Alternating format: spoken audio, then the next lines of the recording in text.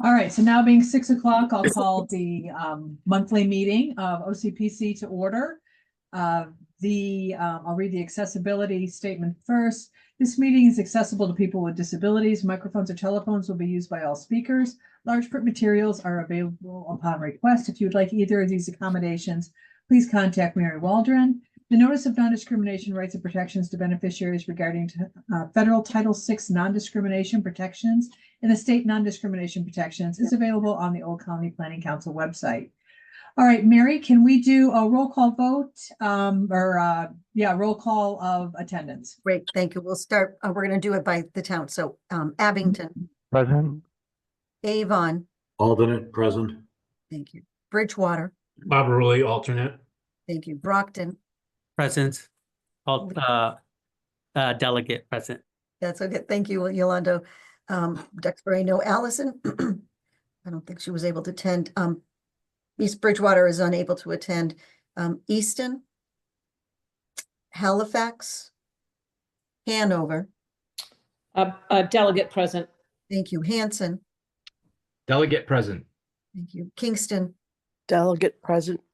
Thank you. Pembroke. Alternate present. Thank you. And Becky is planning on attending. Plymouth. A delegate present. Thank you. Stoughton. I know Will was supposed to be joining us. West Bridgewater. Mike is unable to attend. Whitman.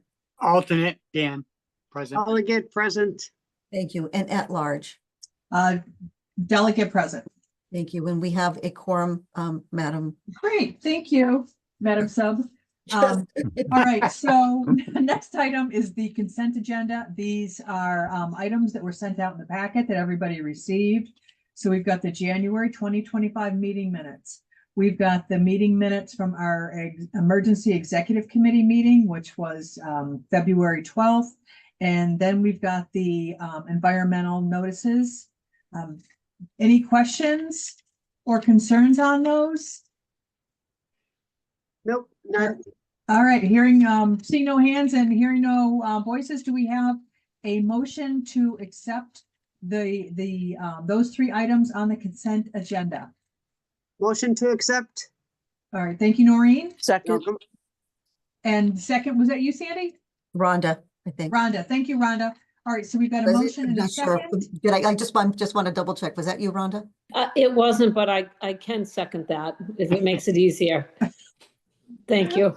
Right, very good. All right, Mary, could you do roll call for accepting the consent agenda? Yes. Abington. Except, but I have to abstain for the January minutes because I was not there.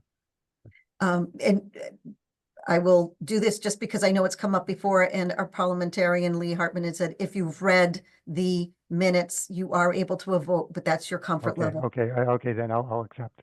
Sorry. Avon. John Costa. I was muted, accept. Okay, thank you. Bridgewater. Accept. Brockton.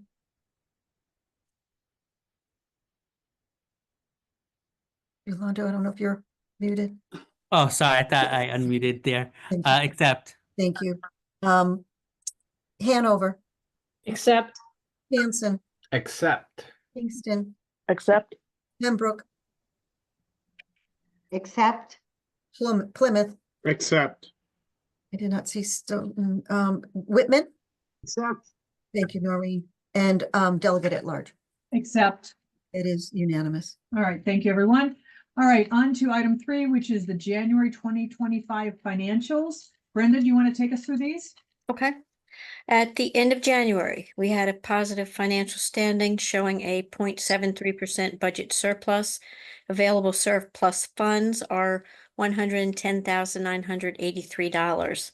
Statement of expenditures report shows total expenses for the month at $341,919.72. Cash position report shows income for the month of $766,025.25. Disbursements for the month were $457,486.55. The total cash available at month's end was $1,934,334.66. OPEB account had a gain of $26,431.18, bringing the ending balance in the OPEB account to $1,260,454.90. Budget resources report, cash receipts being $766,025.25, brings the total year-to-date receipts to $4,602,714.94. AAA report, outstanding balance for AAA pass-through programs was $456,016.22. Outstanding balance for AAA admin and ombudsman programs was $105,080.98. This brings the total outstanding balance for all AAA programs to $561,097.21. Volunteer transportation account, beginning balance was $161,672.26. Donations received were a total of $254.53, bringing the ending balance in the fund to $161,926.79. ROM's statement and activity, balance at the beginning of the month was $167,789.90. Receipts were $5,850, bringing the total receipts to $56,950. Expenses were $13,085.11, bringing the total expenses to $56,953.68. The ending statement balance was $166,143.60. Budget reports. The spent to date percentage rate at the end of the month was 57.64%. The ideal percentage in the 7th month of the fiscal year would be 58.37. So at month's end, we had a 0.73% surplus. Available surplus funds remaining are a total of $110,983. Page 1 expenditures at the end of the month were a total of $1,785,165. Budgeted funds remaining at the end of the month were a total of $1,311,751. Page 2 projected grant income for this fiscal year remains at $3,096,916. Page 3 projected pass-through income remains at $1,996,327. And lastly is the list of the combined accounts payable and cash transfers for the month, and that's the end of the financial report for January. Does anyone have any questions? All right, seeing no hands, hearing no voices, do we have a motion to accept the January 2025 financials, which I can report were thoroughly reviewed yesterday at our financial meeting, and the committee present voted to bring these forward for your final approval. I will make that motion, Christine. Thank you, Stephen. I'll second. Second, was that Val. Noreen? that was- Val, thank you, Val. All right, so we've got a motion and a second to accept the January 2025 financials. Mary, could you do a roll call vote? Abington, Accept. Avon, Accept. Bridgewater, Accept. Brockton, Accept. Hanover, Accept. Hanson, Accept. Kingston, Accept. Pembroke. I think Alicia, Accept. thank you. Plymouth, Accept. Whitman, Accept. and Delegate at Large. Accept. Thank you. Thank you, Mary. All right, so on to number 4. This is a request to renew our contract with CLA, who is our auditor. Mary, would you or Brenda like to give a little background on this before I will, make a if recommendation? I will, Madam Treasurer, if there was one item that we did not add, it was in Becky's notes, but if I could have Megan, we lost Representative Carol Doherty, and she had a small portion of Easton. She was always responsive to any and all of our, whether it's a legislative question or signing on to bill. And if Madam Treasurer, if we could just have a moment of silence in memory of Representative Doherty. Thank you, Mary.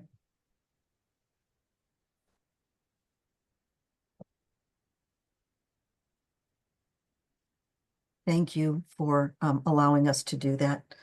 Her services are going to be this Friday, and we will a donation to there was a memorial fund in her name. So anyway, I now will take over the next item. That was this. Thank you, Megan, for bringing that back up. So we had a RFP that went out, and our current auditors, CLA, Clifton Larson, Al. something. Thank you. I know, Al. thank you. They are currently, they're in their third of 3-year. In our RFP, we allowed for a 2-year renewal, mutually agreed upon, without having to go back out to an RFP. They initially put forward a 3-year, but because the RFP only said 2 years, they came back, and there is this proposal, and I will have Brenda talk further about it, but this was in your packet. We as staff, and I know members of the Finance Committee yesterday, we are very pleased with their responsiveness and discussion, not just at the end where all those questions and having to have that be prepared, but throughout the year. Like if we have a question, particularly, as we are establishing a 501c3, we want to know what the ramifications, and Jennifer Cook has been really great and responsive to both Brenda, myself, and any other staff members. So Brenda, did you want to add just anything else on this? No, just that they proposed for FY26 a total of $43,800, and for FY27 $45,100, and that comes out to about a 3.78% increase annually, which is really around exactly what it should be. But average auditor renewals or audit increases are between 3% and 5% annually. So, and that's based on a lot of things, and where we have a pretty complicated grant structure, that additional, a little bit more than 3% is totally reasonable. So, that's just that. I think it's a good, the numbers are good. And Christina, as you know, so staff made the recommendation, and I know you as the treasurer at yesterday's Finance Committee, so you're looking for a favorable action on this. We did. We voted to support this request and to bring it to the full council for a vote. It's not easy to find auditors, and to find auditors that you're really happy with and work well with you is even better. So we would recommend, we do have the money in the budget to pay the increase, so we are all set with that. And we would ask the full council to vote to renew this contract with CLA for FY26 through FY28.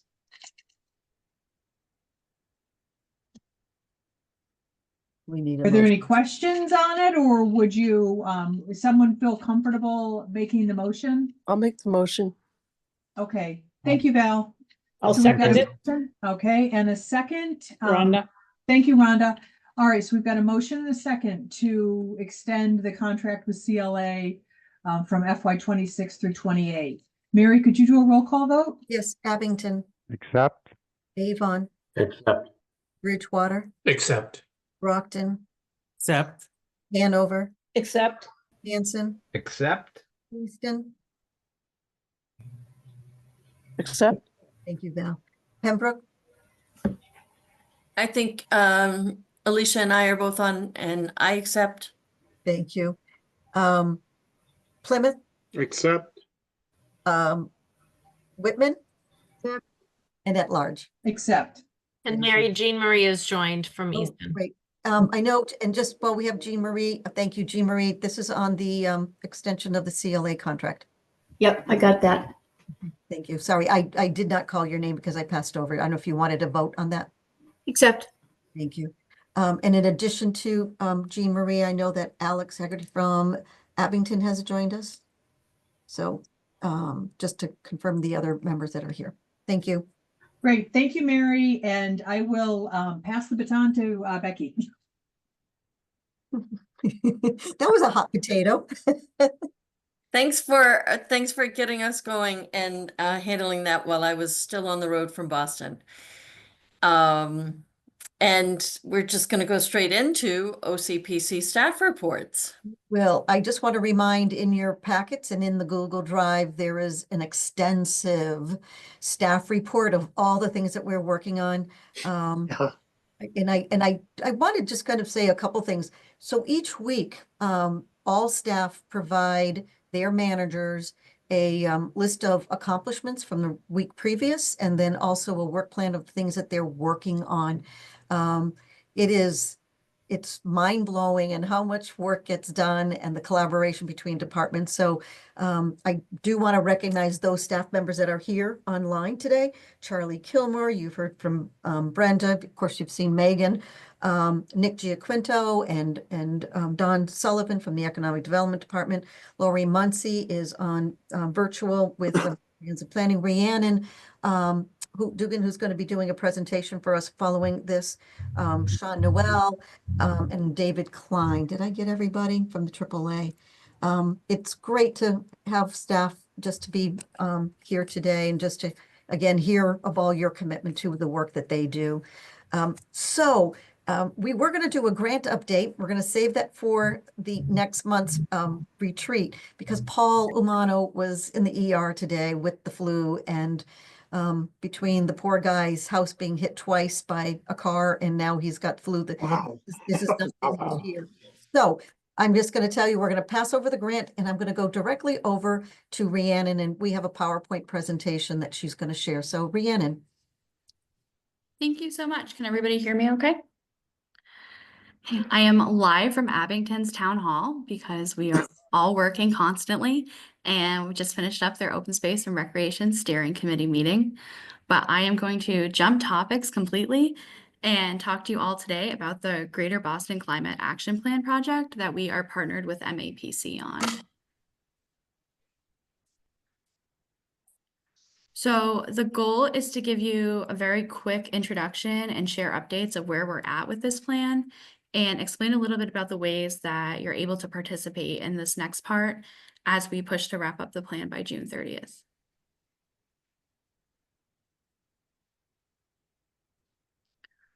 So this has been a two-part process that started in September of 2023, and we are looking to finish for June 30th.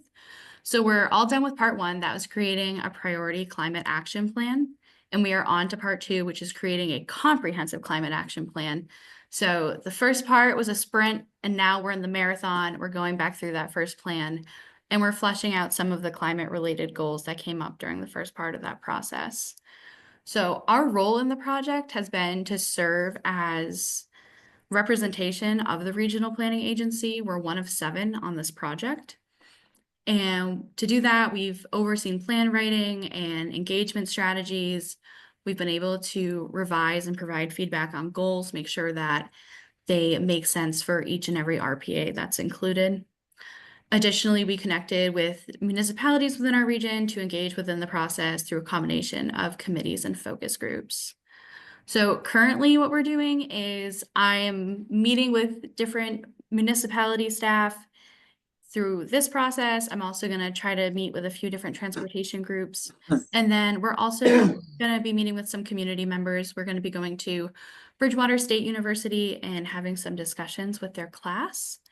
And then just one last bit about how this project is being funded. So in total, this project for us is coming up to about $46,000. We received $27,000 through pass-through from MAPC.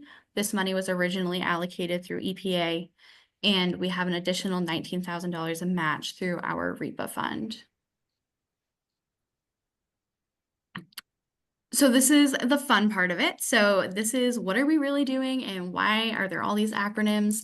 So we're doing, we're calling this a regional roadmap to regionally drive down greenhouse gas emissions through identifying measures. And these are including benefits that are not just the reduction of greenhouse gas emissions, but are doing things like improving air quality and public health, hoping to increase local clean energy jobs, reduce consumer energy costs, and improve public transportation and walkability across the state. So we don't often work as an MSA, but EPA decided for this project that each state qualified, and so did the largest MSAs across the country. And Boston is one of those. So it starts in southern New Hampshire and comes all the way down through Plymouth. The Serpent region just below us actually falls under the Providence MSA. So that's where the rest of the state dissolves to. But we are one of 7 RPAs working on this. It includes 4.7 million residents across 2 states and 168 different municipalities. So this timeline skips to just where we're at for this part of the project. So we were able to publish the Priority Climate Action Plan. We have one for the Boston MSA, and the state of Massachusetts produced their own. We can drop the links in the chat to those after if you're interested in diving into some light reading over the weekend. And we have completed a region-wide greenhouse gas inventory. This was subcontracted out by MAPC.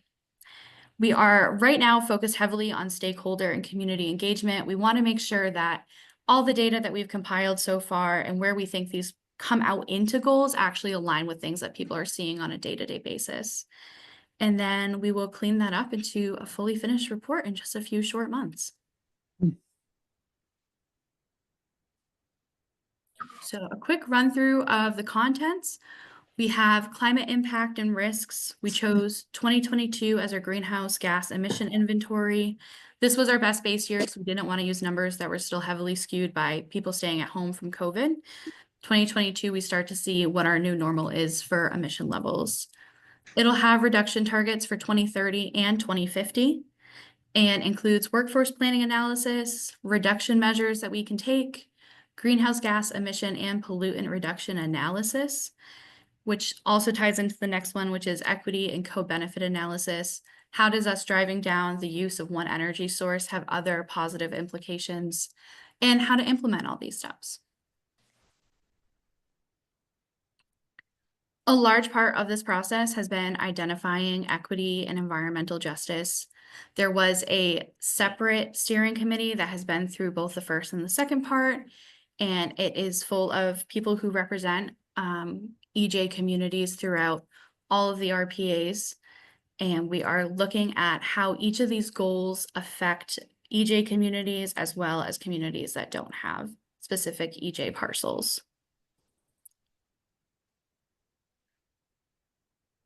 So a little bit more on that. We often talk about Massachusetts EJ.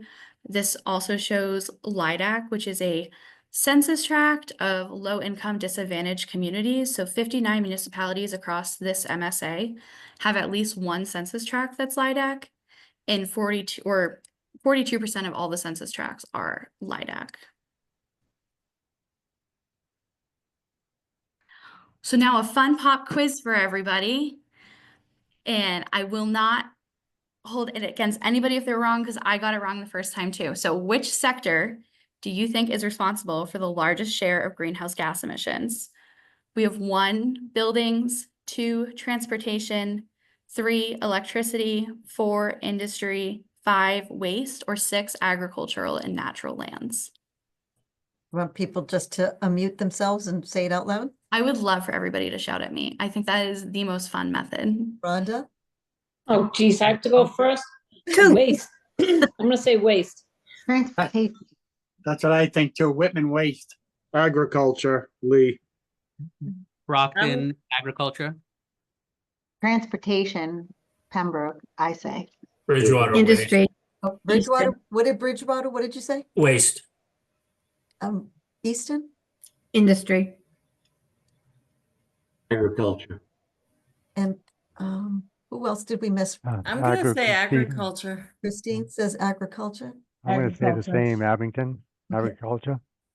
And Val? I'm gonna say buildings. Buildings. Who else hasn't had a chance to say anything yet? I know staff we can weigh in separately. All right, Rhiannon, drum roll. Drum roll, everybody. Really?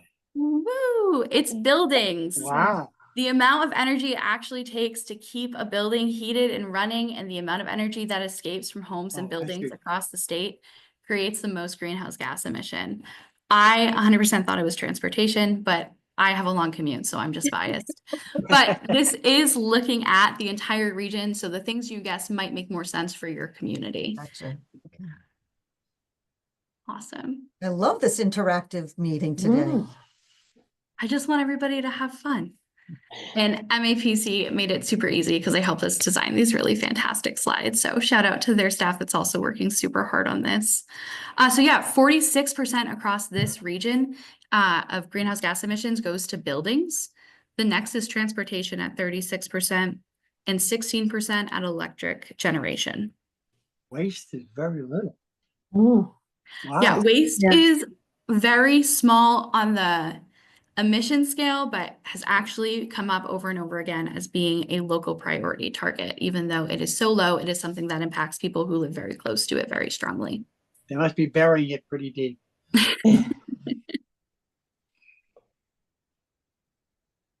So just as you saw on that chart above, we are looking at greenhouse gas reduction measures. And these could look at a measure could be a program, policy, or project for a single municipality, a group of them, or a complete regional entity can take on. And they're going to fall within these 5 sectors in the final plan. So building, electricity generation, transportation and mobility, waste and materials management, and agriculture and natural lands.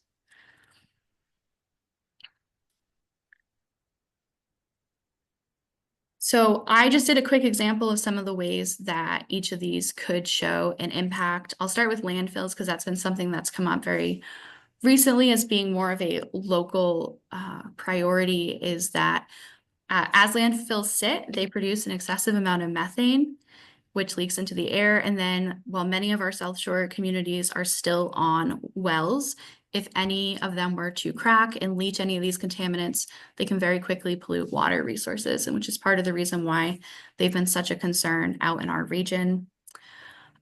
Overall, tackling buildings, transportation, and electricity generation, the more compact we can get these systems and the more of a sustainable approach we can take, we can reduce costs for consumers and also reduce emissions on the streets and in our air. And then agriculture and natural lands, there are definitely agriculture practices across the country that can create emissions. I saw Yolanda posted in the chat that the cows produce a lot of methane, and you are very true in that. Fortunately, in New England, we don't have many mass agriculture productions. A lot of what we have is farmers working really hand in hand with the land, learning the next best practice, and getting that land to work in a way that actually helps sink carbon into the soil.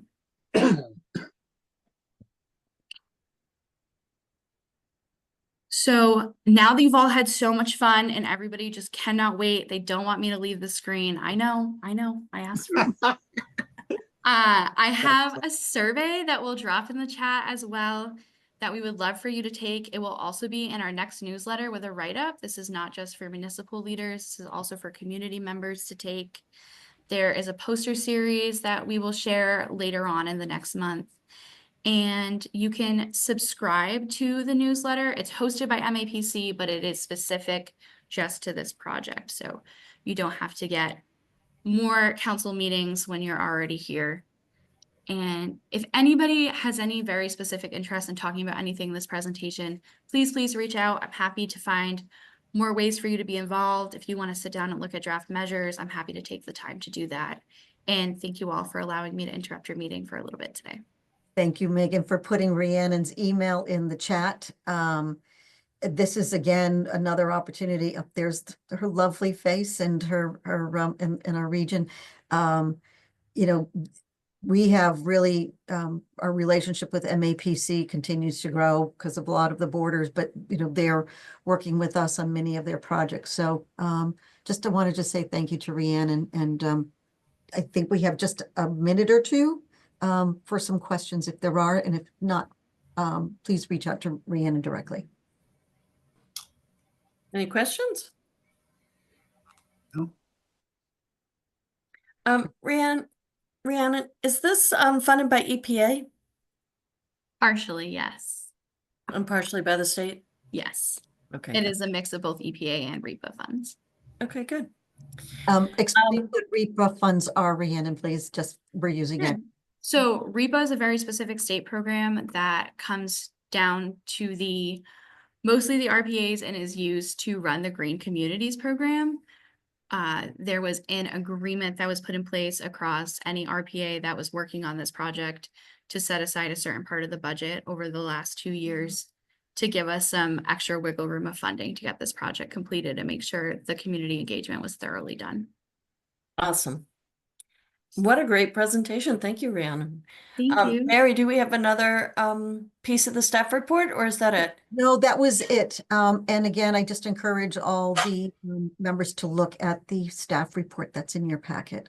Again, we continue to do the great work. So thank you. Yeah. Oh, and the other piece is the ombudsman program, where we're going to talk about the fact that we are looking for Yeah. people for that. I'm glad you're reading the agenda. It was in your packet and I shared with all of you and mentioned to you that both Jane Seelig, our part-time ombudsman, and our full-time director, Lila Burgess, are both retiring. Lila may be coming back as doing some part-time work, but we are looking for a full-time ombudsman. Again, it is on the job description was shared with you. It's in the packet, as well as, I'm not even sure, Megan, do we know if it's, anyway, before you get in here, we'll share the job description. It is on our website, and just would like you to get the word out. We do have a couple applicants, and we're going to fill the position. We're going to keep the position posted until filled. So we will provide more information about when we'll be celebrating these two incredible women and the work that they do for a population, for a part of the population that just needs their help. So thank you for reminding me of that, Becky. All right, thanks. The Personnel Committee update, and this has an action item. Is this Stephen? This would be me. Thanks, Becky. Thanks, no good. I thought I was going blind. Good evening, everybody. Personnel Committee, actually drop it down a little bit, font-wise. That's good, thank you.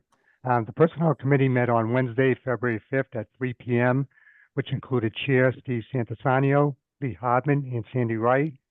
OCPC staff in attendance included Mary Waldron, Charles Kilmer, Megan Fournier, and Brendan Robinson. During the meeting, the committee discussed potential amendments to the Personnel Committee handbook based on suggestions provided by staff. After reviewing these amendments, the committee favorably recommends to the council to accept these amendments to the handbook for adoption. Items reviewed were included in your meeting packets sent prior to the meeting. These items were clarifying travel expenses regarding round-trip reimbursement and the location to originate from for mileage, adding language to the proper use of other transportation means, such as Uber or Lyft, clarifying the definition of full-time within the handbook, including more explanation regarding the use of sick time for mental health purposes, providing more clarity to the longevity bonus, including more guidance for staff that are planning to retire, and finally, incorporating the computer and information systems policies and procedures document written by Wright Technology Group into the appendix of the handbook. Does anybody have any questions? No. Good. Okay, with that said, Mary, can we making a motion to accept? So one of the council members would need to do that. Again, these are amendments to the employee handbook. I'll move Lee that. Hartman, I'll move to accept. I'll second. Okay. Is that Mary, second? That was Is Val. Val. Oh, Val. thanks, Val. Okay. Mary, can we have a roll call? Yes, Abington, Accept? Avon, Accept. Bridgewater, Accept. Brockton, Accept. Easton, Accept. Hanover, Except, Hanson, Accept. Kingston, Accept. Pembroke, Accept. Plymouth, Accept. Whitman, Accept. and Delegate at Large. Except, Thank you, everybody. Thank you, You're Stephen. welcome. That was a lot of work. Thank you very much.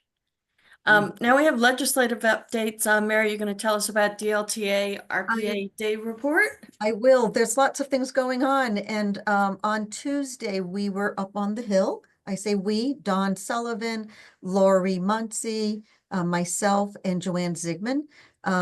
That was all of the regional planning agencies across the Commonwealth. This has been something we've been doing at least for quite a few years, and able to kind of talk about the priorities. Megan, do you have the DLTA boards up in the packet? Oop, I don't make, thank you. So, and I believe that these were shared with you, but you can see about how regional projects leveraging federal and state funding. You have all heard about this, right? The data dashboard and the commercial industrial inventory, the regional water plan. These are crossing over from comprehensive over into transportation, into economic development. It dabbles in age-friendly and the AAA. And so all the great work in terms of utilizing, funds and then really leveraging them to receive other funding. And this also comes in with, the hiring of Paul Omano and being our grants person. But the funds that we talked about, and we don't have the pictures for you today, but they should be in our newsletter. We had people from Senator Brady's office, Representative Sweezy's office, as well as Representative Badger from Plymouth. I've got to remember who else was there. Representative Plouffe, we met up with her. So it was many legislators from our region. But the others who were who were not able to attend, they did receive this documentation. They were appreciative of the document. So we've shared this with everybody. Again, the DLTA District Local Technical Assistance Program. It is something that is relied upon to be in the governor's budget, which it is. We're looking always to make sure that the House and Senate have it in theirs. There is funding called GAP. It's sort of the sister funding. We're looking to see a bump in that. And again, all of this goes back into all the work that we've been doing, whether it's housing production plans or whether it's the master plans and what Rhiannon was in Abington for, right? And working on open space plans. That is how we use those funds. They are so small.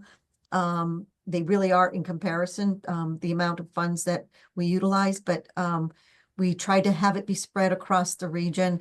And I know a couple of the communities and your communities have applied this year and really trying to be able to stretch that to find impact that has regional impact. So anyway, that's what we did up on the Hill on Tuesday. That was yesterday. And it was a long day yesterday between being up in Boston. I don't know how people do it, but you do it.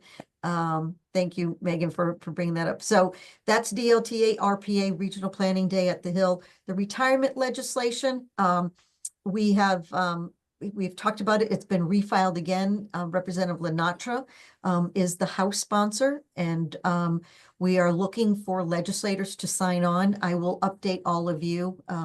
Just before this meeting, I'd sent an email up to Rhonda and to Noreen to call a legislative committee meeting. So I know Val and I believe Yolando, you are also on that committee, just so we can talk about that legislation. How do we get people to sign on to that? The advocacy is really where we are at this point. And then lastly is the legislative breakfast. I know a few of you have been able to sign on for that. So the only little wrinkle in that, it's not a big wrinkle, but it's a little wrinkle.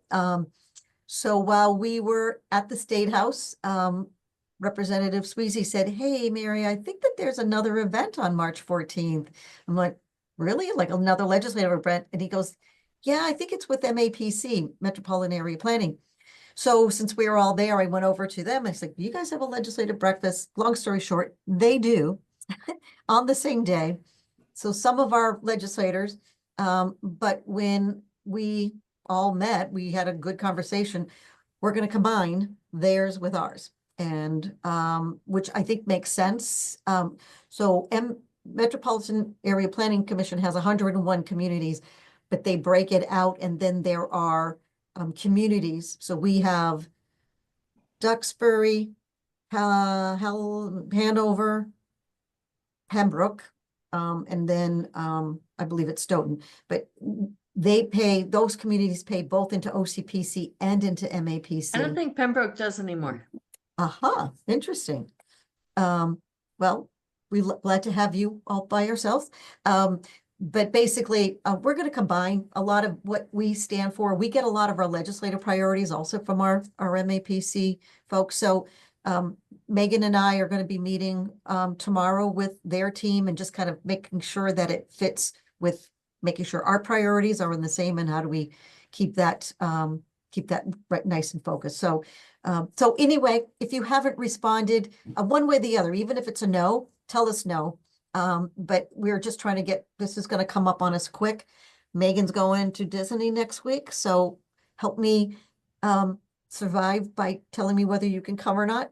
There is no charge for you to come. We do have legislators that have responded. I'll share that list, and we have a few more that are coming along the way. So our goal is to talk about the regional water study. That's back on track. We're also going to talk about some of the things we just did today, the district local technical assistance, but also the retirement legislation. So Lee, I am going to be looking to you, by the way, since we're holding it in Plymouth, I will do it through you to invite not only the town manager, but the Board of Selectmen to attend as our guest, since we are in your community. So I'll work with you to make sure that they are receive the invite. But town administrators, managers have been invited, along with the chairs of the Board of Selectmen. So Yeah, Mary, dance over to you. I'll try and make it. awesome, great. So there is a QR code, Megan. Oh, look at you. You're already on top of that. There's a RSVP link right in the chat. If you haven't, make your life a little bit easier by clicking on that link and letting us know. And we'll do an update with the legislative committee to get that agenda. So MAPC was having theirs for 2 hours. We really were just trying to be succinct by doing it for like about an hour, a little bit over an hour. So we really want to be streamlined and not hold up our legislators. So thank you. That's all I have. Thank you, Mary. Are we going to do a quick update on state and federal actions? We are, Megan, We're that's gonna hold off on that. No, I think, Megan, you have it in the packet, right? Yeah, I did see the So OCPC and ROM finances at a glance. I'm gonna, we went over this pretty extensively at yesterday's finance meeting. We have presented it at the emergency meeting as well as at the last council meeting. We're just given all that information that Brenda ran through earlier in the meeting. We're just kind of breaking this down. Sometimes when we talk about what free cash is, well, sure, there's money in the account, but like we receive our district local technical assistance money all in one sum. So it's not really free cash. It's dedicated, but it's in there. Same thing with that augmentation grant. Due to the work of Jason and Rhiannon, along with Paul Omano, there's this $124,000 efficiency and regionalization grant. That is with the town of Stoughton, Brockton, and Abington. Help me, someone.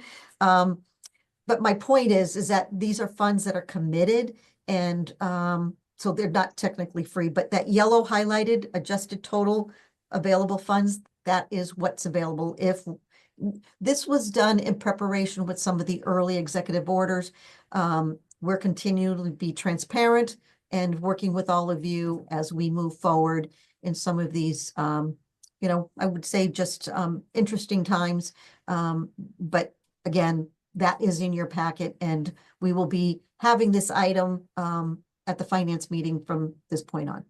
Yeah, I mean, one of the reasons we had brought this up originally was part of there have been a lot of lawsuits around what's happening at the federal level, but part of the issue is if there's a pause in funding that we think is going to be resolved, how do you get through a pause? And I find it somewhat comforting that we do have a few months of reserves to get through a pause while we try to work things out. I just heard today of an organization that actually is laying off its entire staff tomorrow because a $20 million grant was pulled. And so I think it's nice to know that we could get through some period of time while we sort through compliance with executive orders to make sure that we don't lose funding, and to make sure that we don't have to suddenly lay off staff on a moment's notice. So I find this somewhat comforting, and I hope that other delegates do as well. Thank you. agenda? And I'm trying to, here we go. Okay, council retreat, March 26th. We're going to be at the OCPC office.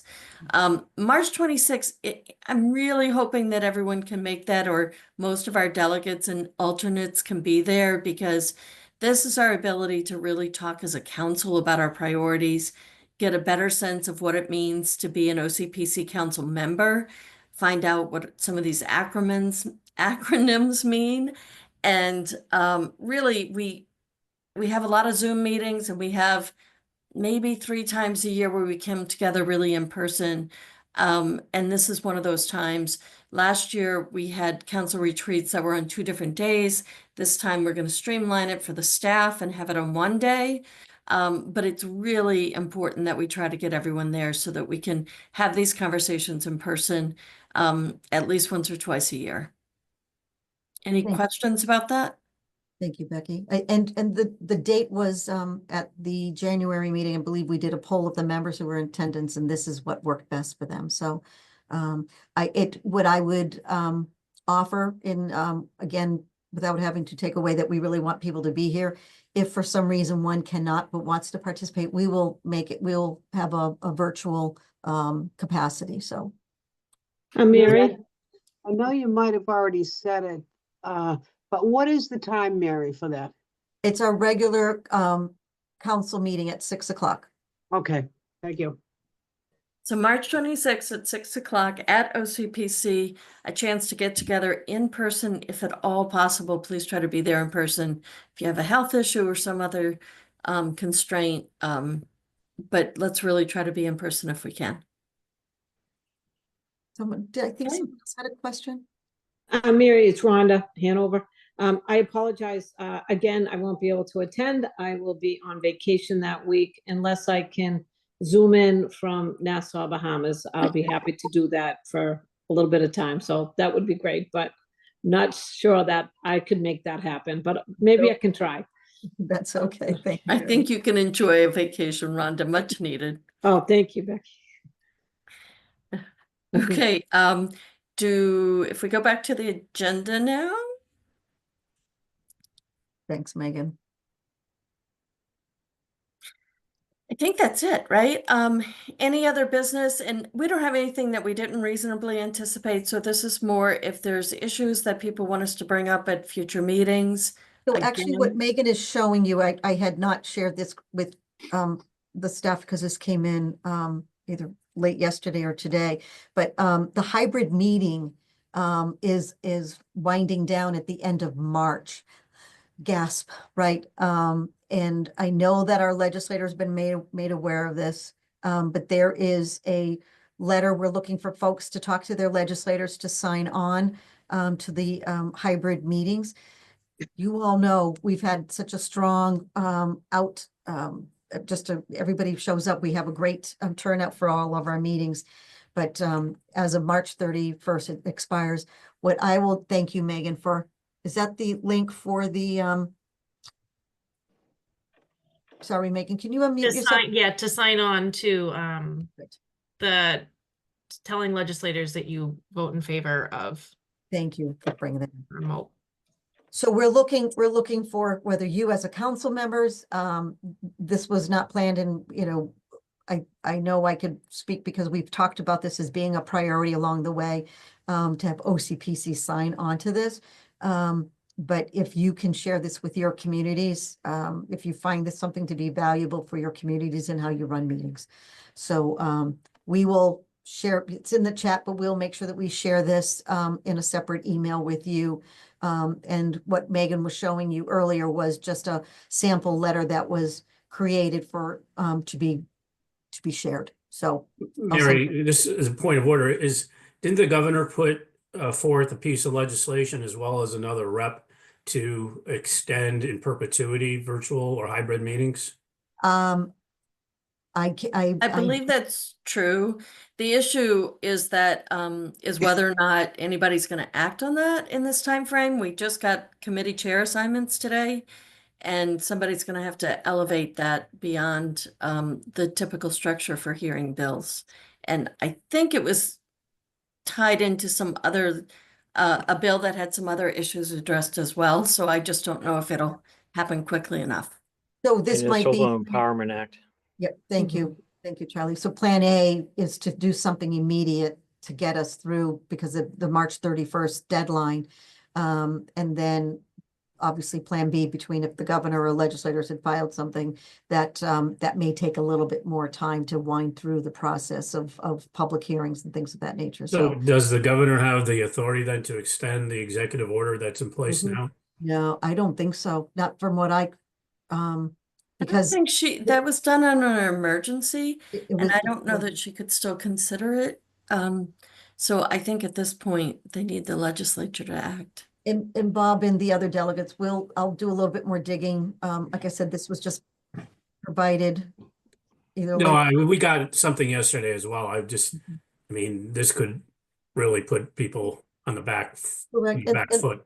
And the Mass Municipal Association and MARPA, our regional planning agency organization, signed on to support any and all efforts to have remote virtual meetings. So we'll all keep each other posted. If you hear anything, please let us know. And then I guess in the meantime is to advocate to your legislators whichever way comes first. And then obviously the longevity of having something in perpetuity would be the best. Thank you. I didn't mean to interrupt. No, that was great. Thank you. And I think with that, we are done at this point. If there are any issues or topics that you want to be brought up at future meetings, just email Mary Waldron. You can email me, Charlie, and we can try to get them put onto some future agenda or somehow addressed in our meetings. And with that, can I get a motion to adjourn? I'll make that motion. Thanks, Stephen. I'm just Oh, Mary, you have something? No, I'm just giggling because there's some comments in the chat before we get the second, but let me have you finish the second of signing off. Second. Thank you, Jean Marie. Okay, so there are questions. Remote meetings help reduce greenhouse gases. Yes, Alicia, that is true. And Yolando, do you want us to sign or our reps or both? I think the idea is that this is a letter that's going to go to the reps, right, Mary? It is, but that's where that link that Megan, please feel free, each and every one of you as individuals would be helpful. And then we as OCPC, we will sign on as well. Okay.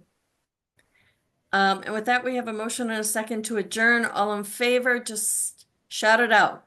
Aye. Thanks. Have a good night. Bye Thank you, now. everyone. Bye-bye. Good night. Bye-bye.